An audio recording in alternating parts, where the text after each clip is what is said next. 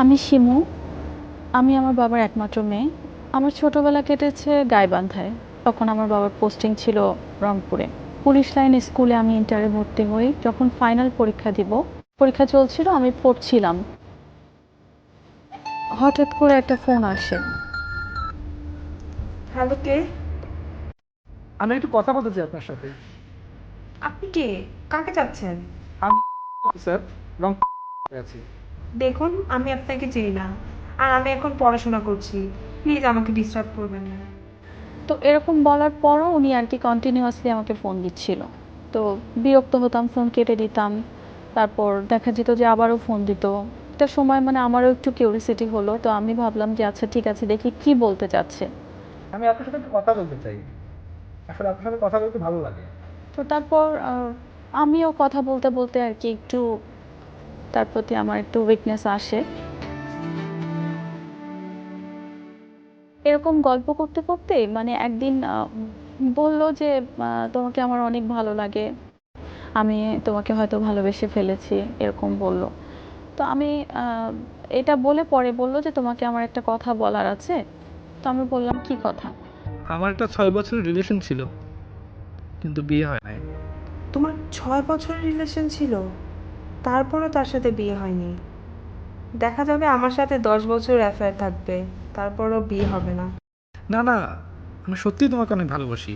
তো আমার মনে হয় আমাদের এখান থেকেই আর কি স্টপ হয়ে যাওয়া উচিত।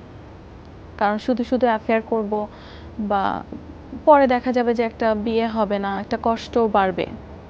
তো তখন সে বলল যে না না, আমি আসলে তোমাকে অনেক পছন্দ করি, অনেক ভালোবাসি। আমি তখন ওকে বললাম যে দেখো, তোমার সাথে আমি প্রেম করতে পারবো না। তোমার যদি আমাকে অনেক ভালো লাগে, তাহলে আমরা বিয়ে করতে পারি। আর তা না হলে আমাদের যোগাযোগ রাখাটা ঠিক হবে না। তো আমি বললাম তুমি নেক্সট ফ্রাইডেতে যদি তুমি আসো তাহলে তো আমাদের বিয়ে হবে, আর যদি তুমি না আসো তাহলে হবে না।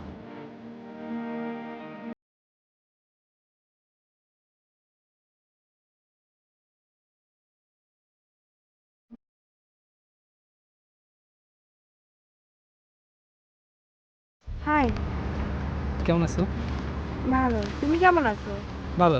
অনেকক্ষণ এসে আসছো? না, কেমন না। আচ্ছা শোনো, তোমার সাথে আমি ফোনে কথা বলছি, মিশছি, কোনোটাই ফান করার জন্য না। আমি আসলে সিরিয়াসলি তোমার বিয়ে করতে চাই, এবং সেটা আজকে। আজকে? আজকে কিভাবে সম্ভব?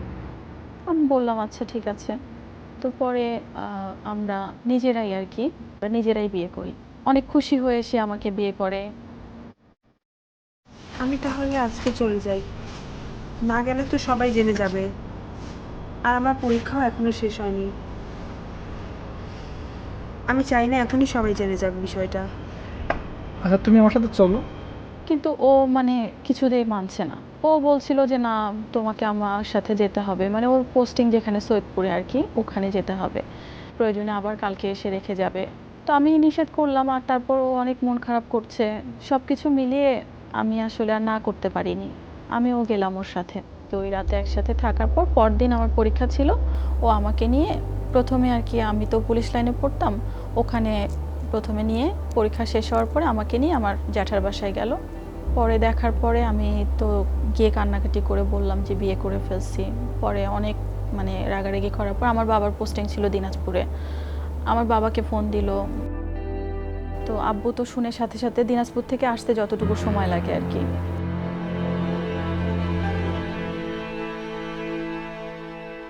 এখন আমি সমাজের কাছে মানুষের কাছে কি জবাব দেবো?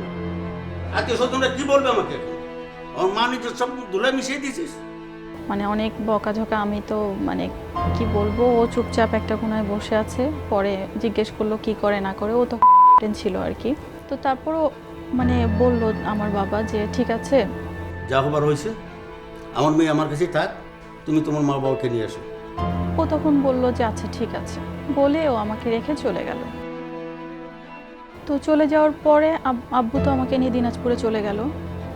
তো দিনাজপুরে আর ওর পোস্টিং সৈয়দপুরে, একটু পাশাপাশি। ও দেখা যায় যে 2 দিন পর পরই বাসায় চলে আসে।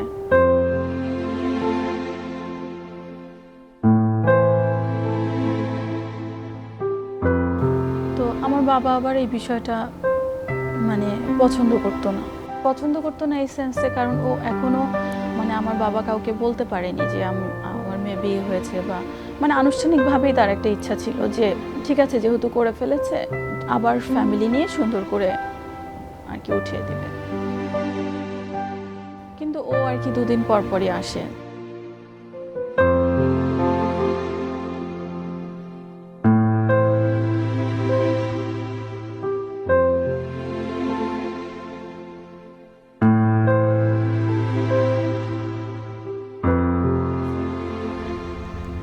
আমি আসি। তুমি ওকে আসবার নিষেধ করো, আসলে একেবারে কোনো ফ্যামিলি নিয়ে এসে। আচ্ছা। তো আমি ওকে এই কথা বললাম। তুমি আর এভাবে আইসো না প্লিজ, বাবা অনেক রাগ করে আর এটা খারাপও দেখা যায়।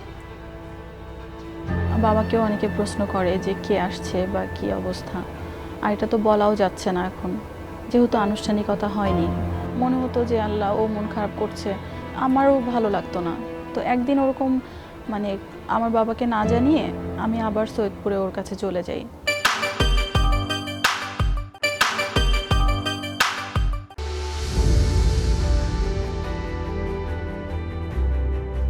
অনেক সুন্দর একটা সময় কাটিয়েছি আমরা। ও অফিস করতো সারাদিন, অফিস থেকে ফিরতো, আমি রুমেই থাকতাম, তারপর হয়তো বা বের হতাম বাইরে, মানে অনেক মজার একটা সময়।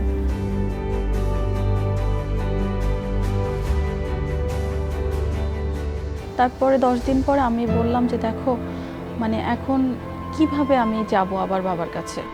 তাহলে এক কাজ করি, কোথা থেকে ঘুরে আসি, মানে ভালো লাগবে অ্যাটলিস্ট। এই ঘোরার কথা বলেও আমাকে ঢাকায় নিয়ে আসে।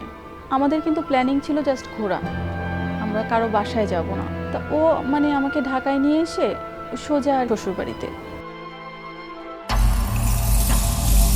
তো আমি যখনই গেলাম, যাওয়ার সাথে সবাই মিলে আমাকে এমনভাবে ধরলো, মানে আমি একদম ইয়ে হয়ে গেলাম ওখানে।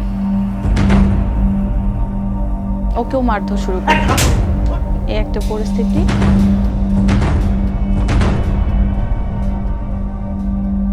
তো পরে ও আর দেখি যে কিছু বলে না, তারপর ওকে একটা ঘরে নিয়ে যে ওরা কি কি যে করতেছে কিছুই জানি না। 7 দিনের মধ্যে মানে আমার সাথে কোনো কথা বলতে দেয় না, মানে কোনো কিছুই করতে দেয় না, আমাকে পুরো একটা এক ঘরে বন্দি করে দিল। ও পুরো আলাদা আমার কাছ থেকে। আমি তো কিছুই বুঝতে পারছি না, মানে এরকম একটা অবস্থার মধ্যে ও দেখি যে 7 দিন পরে ও আমাকে ওখানে রেখে চলে যাচ্ছে।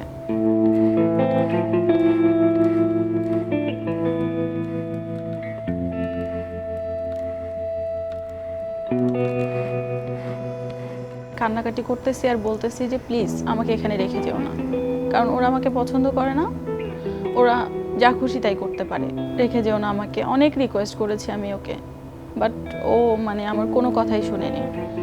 ওইভাবেই আমাকে ওখানে রেখে ও চলে গেল।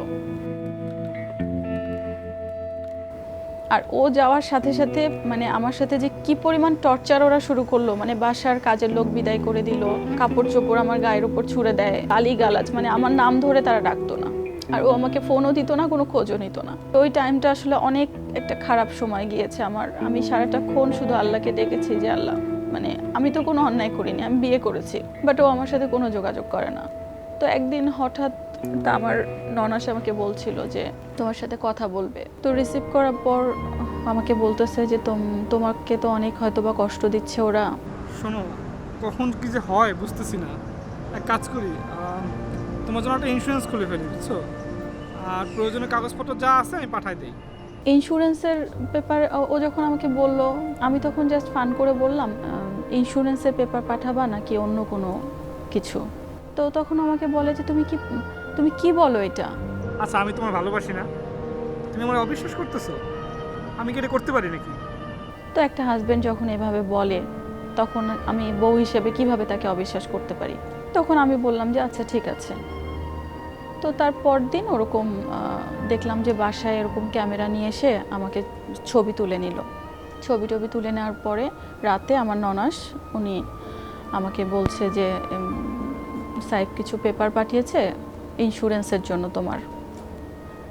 তারপর আমি ভাবলাম যে ও তো আমাকে বলছেই, তো দেখলাম যে ইন্স্যুরেন্সের পেপার, কিন্তু ইন্স্যুরেন্সের পেপারের সাথে 3টা ফাঁকা স্ট্যাম্প, মানে কিছুই লেখা নাই স্ট্যাম্পের মধ্যে। তো আমি ওরকম ইন্স্যুরেন্সের পেপারটা তারপর সবগুলো স্ট্যাম্পে আমি সিগনেচার করে দিলাম। তো দেওয়ার পরে 2 দিন পরে ও আসছে বাসায়, শুধু চিল্লাচিল্লি হচ্ছিল, আমাকে একটা রুমে আর কি আটকে রাখছে, আমাকে বেরোতে দেয়নি আর কি। তো অনেক চিল্লাচিল্লি হচ্ছে, আমি তো জাস্ট চুপচাপ শুধু আল্লাহকে ডাকছি যে কি হচ্ছে আল্লাহ মাবুদ জানে।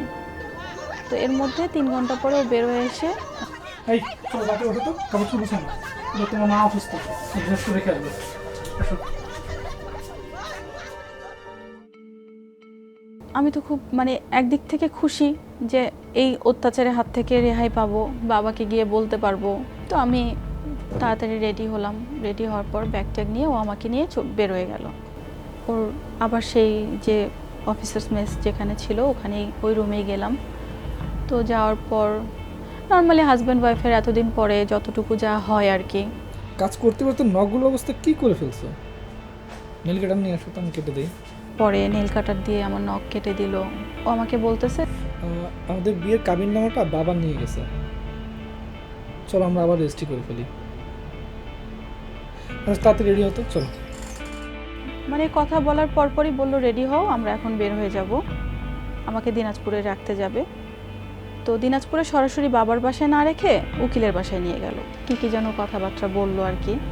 বলার পরে এসে আমাকে বলল, উকিল একটা পেপার করে আমাকে বলতেছে যে এক কাজ করি, এগুলো করতে তো অনেক সময় লাগবে, এক কাজ করো তুমিও সিগনেচার দাও আমিও দেই, তারপরে আমি বাকি কাজটা করে নেব, এরকম বললো। মানে মন্ত্রমুগ্ধের মতো আর কি, ও যা বলছে আমি তাই শুনছি, এরকম অবস্থা। কিছু লেখা নেই, জাস্ট সিগনেচারটা দেওয়া হলো। তারপরে ও আমাকে ওখান থেকে নিয়ে শপিংয়ে গেল।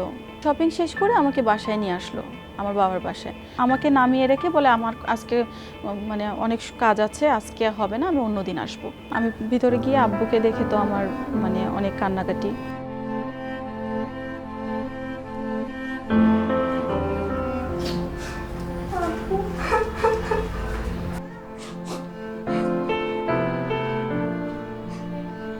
তোমরা তো আমার একটা খোঁজও নিলে না, কত যে নির্যাতন করছে ওরা আমাকে।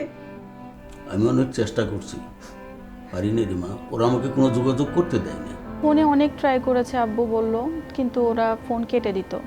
তো পরে আমি এগুলো বলতে বলতে হঠাৎ আমি বললাম যে আব্বু আমি জানি না ওরা কেন জানি আমার কাছ থেকে ইন্স্যুরেন্সের কথা বলে কয়েকটা ফাঁকা স্ট্যাম্পে সিগনেচার নিল, আর আসার আগে কেন জানি সাইফ আমার কাছ থেকে একটা উকিলের বাসায় নিয়ে এরকম মানে একটা কাগজে কেন জানি সিগনেচার নিল। তুমি কি বোকা? একটা শিক্ষিত মেয়ে কেন ফাঁকা স্ট্যাম্পে সই করবা? ওরা তো ওইটা নিয়ে অনেক অনেক কিছু করতে পারে। সাইফ আমাকে যা বলছে আমি সেটাই বিশ্বাস করছি আব্বু। এখন কি হবে আব্বু, আমি কিছু বুঝতে পারছি না আব্বু। আমিও ঠিক বুঝতে পারতেছি না সাইফ এখন কোথায়। ওর তো সৈয়দপুরে পোস্টিং হয়েছে। আব্বু এখনই চলো না যাই, ওকে জিজ্ঞেস করি, আমার খুব টেনশন হচ্ছে আব্বু। পাগলামি করিস না, দেখি কি করতে পারি। পরে সকালে সৈয়দপুরের দিকে গেলাম। এখন এটা আল্লাহর রহমত বলবো নাকি আমার দুর্ভাগ্য বলবো, মানে ওর গাড়িটা মানে মালপত্র নিয়ে ঢাকার দিকে যাচ্ছে, মানে আমাকে দেখে আর কি সে ভূত দেখার মতো চমকে উঠেছে। মানে ও এক্সপেক্ট করেনি যে এই মোমেন্টে আমাকে সে দেখবে। এক্সপ্রেশন দেখে তো বুঝেছি যে নিশ্চয়ই সামথিং রং। ওর ঢাকায় পোস্টিং হয়ে গেছে কিন্তু আমাকে বলেনি। তখন আমি ওকে শুধু বললাম যে তুমি কি করেছো, কিসের সিগনেচার ছিল এগুলা। এগুলো আসলে এখন বলো না, তোমার ইন্টারভিউ পরে বুঝাই বলবো। তো বাবা বললো আচ্ছা ঠিক আছে থাক, কিছু বলার দরকার নেই, আলাদাভাবে ওর সাথে কথা বলি। পরে ও বললো যে ঠিক আছে আমি একটু ম্যানেজ করে নিই, বলে ও মালপত্রগুলো ঢাকায় পাঠিয়ে দিল।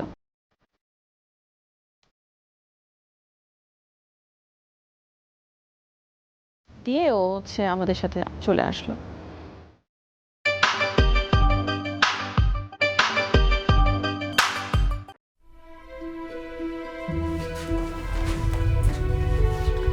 তুমি এখান থেকে যাও, বসো তুমি।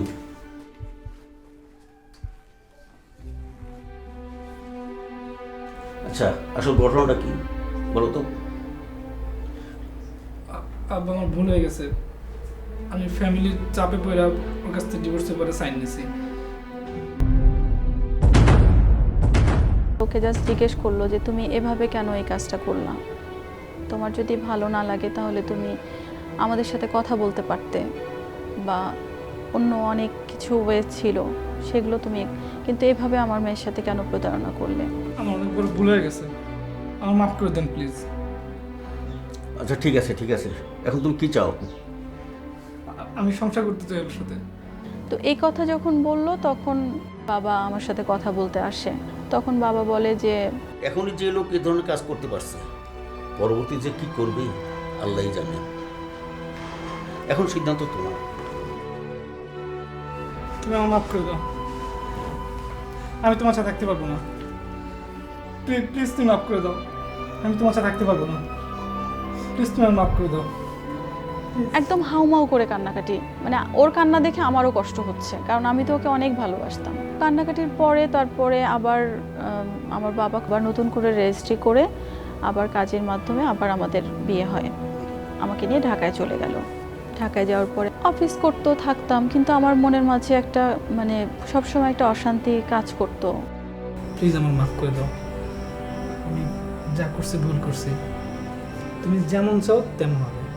বা তোমার মানে যা ভালো লাগে যেভাবে সেভাবেই সব কিছু হবে, মানে এরকম টাইপের কথাবার্তা। ও যখন এরকম ভালোবাসার কথাগুলো বলতো, মানে তখন আমার মনের মধ্যে ওই জিনিসটা মনে হতো যে তুমি তো অনেক ভালোই আমাকে বেসেছিলে, এমনকি সিগনেচার যে আমাকে না জানিয়ে করিয়ে নিচ্ছে, ওই টাইমটাও তো সে আমাকে অনেক ভালোবাসতো।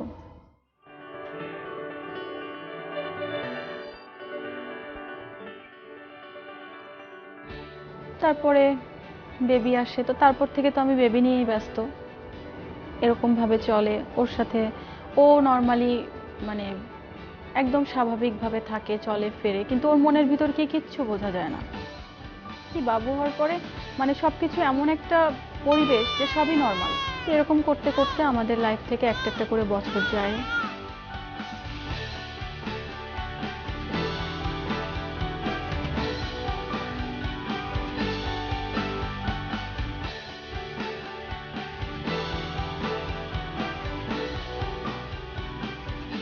এভাবেই বেবি আস্তে আস্তে বড় হয়।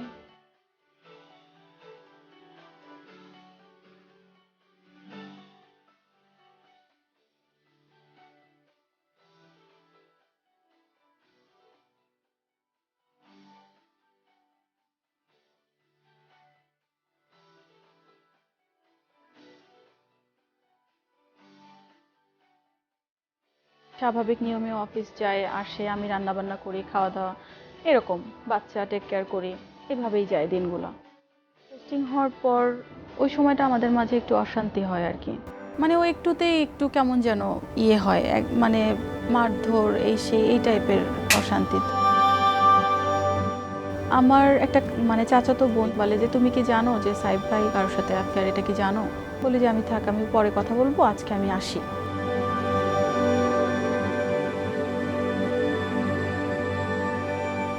কি সমস্যা কি? তোমার নাকি কার সাথে অ্যাফেয়ার? কি শুনলাম এটা? খবরদার, ওই মহিলার এক নখের যোগ্য তুমি না, ফার্দার কথা বলবে না। মানে আমি একদম সাথে সাথে ইয়ে হয়ে গেলাম যে এত বছর পরে আবার হঠাৎ করে এসে এরকম ধরনের আচরণ। তো তারপর থেকে তো শুরু হলো। তারপর আমি কিছু বলিনি, আমি চুপচাপ ছেলের মুখের দিকে তাকিয়ে সংসার করে যাচ্ছি। এভাবেই চলছিল। নর্মাল চলার পর ফোনে নাম আসলো। যাওয়ার আগে আমিও কান্নাকাটি করলাম, ও একটু কান্নাকাটি করলো, করে ও চলে গেল।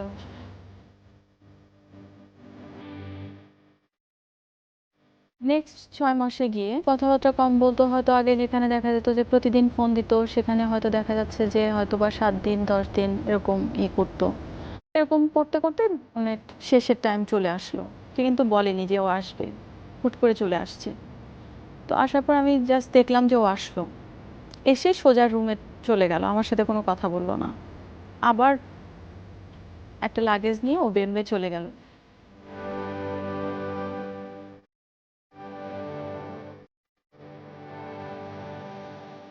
আমি ওকে একদিন ফোন করলাম, করার পর ও ফোন পিক করলো।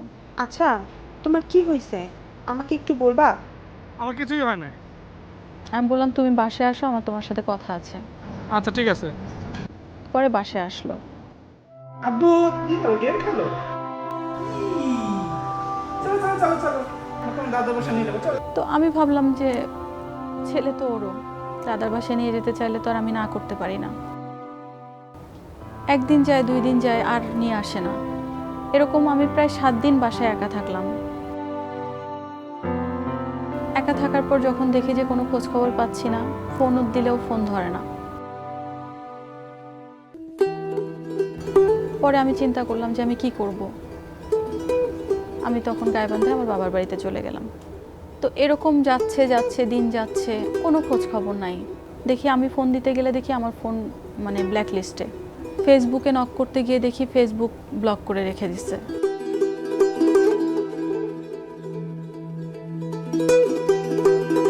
মনে হয় যে এখনই আমি ছুটে যাই, ওরা মারুক ধরুক যা খুশি করুক, আমি আমার ছেলের কাছে যাব।